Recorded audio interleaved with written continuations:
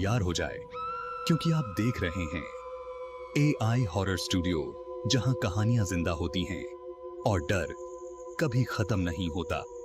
सन 1925 एक छोटा गांव बेलापुर, गांव से कुछ दूरी पर एक वीरान हवेली खड़ी थी।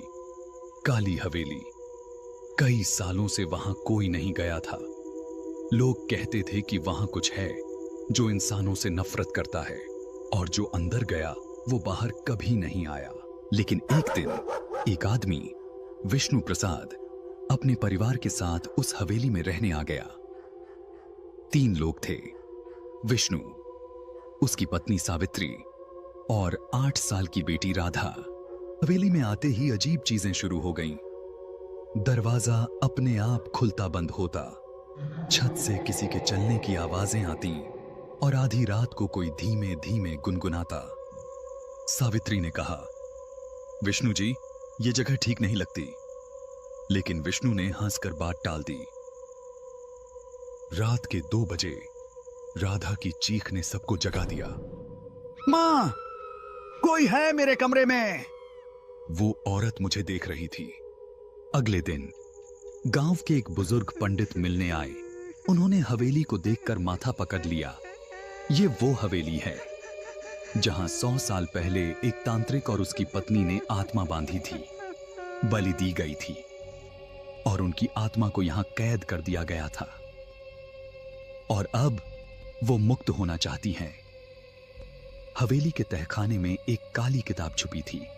उस किताब में दर्ज था एक रिवाज, जिसने आत्मा को जगाया है वही बलि देगा, नहीं तो एक एक करके सब मरेंगे। उस रात घर में अजीब हरकतें बढ़ गईं। बर्तन अपने आप उड़ने लगे, दीवारों पर खून से लिखे शब्द दिखे, एक जाएगा। और फिर अगले दिन सावित्री की लाश पेड़ से लटकती मिली। राधा बेहोश हो गई। उसकी आंखें सूनी थीं, जैसे कोई और उसमें आ गया हो। अब विष्णु के पास सिर्फ एक रास्ता था, किताब से आत्मा को वापस बांधना। तहखाने में विष्णु उतरा, जहां हर कोना सड़ांध और चीखों से भरा था। सामने एक औरत की आत्मा खड़ी थी, लहराती साड़ी, जले हुए चेहरे के साथ।